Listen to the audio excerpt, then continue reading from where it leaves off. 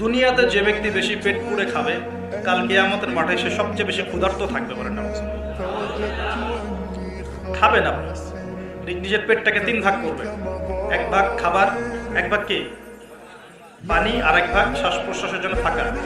আর এই ব্যাপারে একটা কথা বলে দেই, শেষ জামানায় কিন্তু খাবারগুলো সব করাপ্টেড হয়ে যাবে। কি হবে?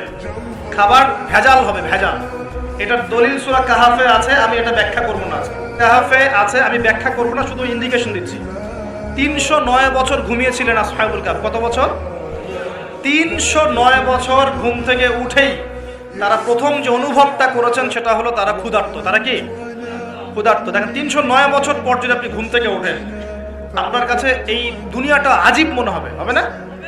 কিন্তু উনারা ক্ষুধার্ত, পকেটে কিছু মুদ্রা ছিল, যেই মুদ্রাগুলোর মান 309 বছরও কমে যায় নাই। কমে গিয়েছে না। এখন আপনি আপনার মুদ্রা নিয়ে ঘুমান 300 বছর, দেখেন তারপর কি হয়।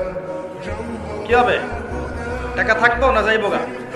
আচ্ছা, তারপরে শুনেন, এরপরে উঠেই তারা বলছে ফালিয়ানজুর আইয়ুহা আজকা তুআমা, এই মুদ্রাগুলো দিয়ে বাজারে কাউকে পাঠাও, তোমাদের 9 জন 10 জনের মধ্যে একজনকে বাজারে পাঠাও। ফালিয়ানজুর, সে যেন বাজারে গিয়ে দেখে আইয়ুহা আজকা তুআমা, কোন খাবারটা পবিত্র খাবার, ফ্রেশ খাবার। ঘুম থেকে উঠেও ফ্রেশ খাবারের দিকে তাদের নজর কেন? আর এই সূরা আপনাকে দাজ্জালের ফিতনা থেকে বাঁচাবে কেন?